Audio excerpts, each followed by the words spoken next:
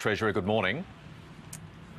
Good morning. Nice to be with you, Michael. Those tax cuts start hitting pay packets by the end of this month. But, Treasurer, every day on this show over the last 6 months, we keep hearing from so many anxious families out there, worried about job security, worried about their health, worried about the broader economic outlook for Australia. How confident are you that the families will do what you'd like them to do and spend that money as a way of reviving the economy?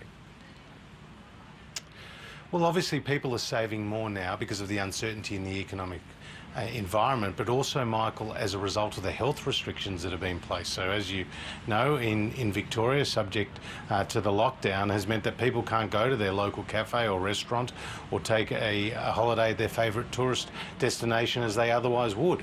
That means that money is not being spent across the economy as would normally be the case. Once those restrictions are eased and the virus is suppressed, then that savings ratio will come down, more people will spend the money, and obviously as we have more success in battling this virus, we will see greater economic activity, and that means greater jobs. Lots of help for employers to employ younger people, those under 35, but I know, Treasurer, you're a great student of political history in Australia, and after the last big recession in the 1990s, workers over 50 who lost their jobs spent a long time on unemployment queues. What's in the budget for them to get back to work, and what's in the budget for employers to be encouraged to hire older workers? Well, again, our experience in previous recessions is that it does take a long time for people of all ages who are unemployed to get back into work, and that's why we've thrown everything at it this time. But in this crisis, women and young people have been particularly impacted by COVID-19. So our focus has been on providing that additional investment to and incentive to businesses to take on young people. We've also put in place the Women's Economic Security Statement, and those jobs are starting to come back. As for seniors, there are a whole range of measures, whether it's the Job Trainer program, which is 340,000 new training places, whether it's the 50,000 online support places. They're all designed to reskill and upskill Australian workers of all ages. But then you shouldn't see just one measure like the JobMaker hiring credit in isolation.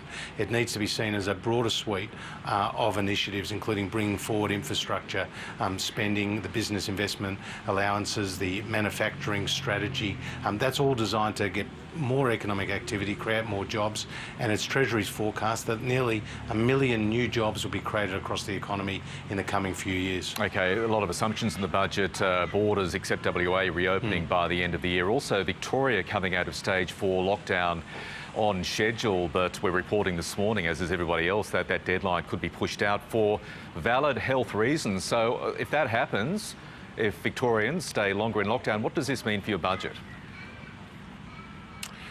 Well, again, it does underline the uncertainty in making forecasts during this time, and we are facing a once-in-a-century pandemic, and primarily this is a health crisis, Michael, that's having a very severe economic impact. We have based assumptions for Victoria on what the Victorian government has set as their preconditions, and with those preconditions being met, then the restrictions will gradually ease and open up at the end of this year. There's also a scenario in the budget that were a state like Victoria to have a third wave of cases, then that would impact across the economy by around $55 billion, or about 1% of GDP over a couple of years. So we are talking big numbers, both on the positive side or on the negative side, as depending on how successful we are in suppressing the virus. Okay, and just very quickly before you go, we're about to speak to the Queensland Premier, Anastasia Palaszczuk. She has been one of the more hard-line premiers, as you know, in terms of border closures.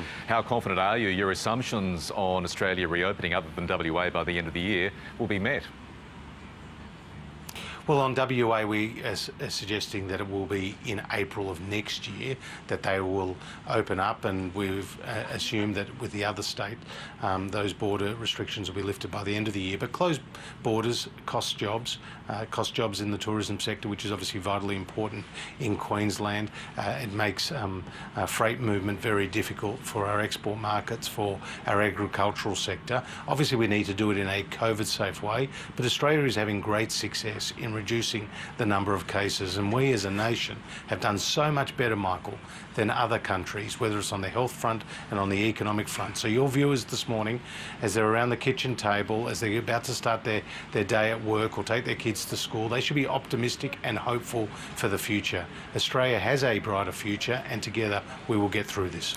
Treasurer Josh Frydenberg in Canberra, thank you so much for joining us. Thank you.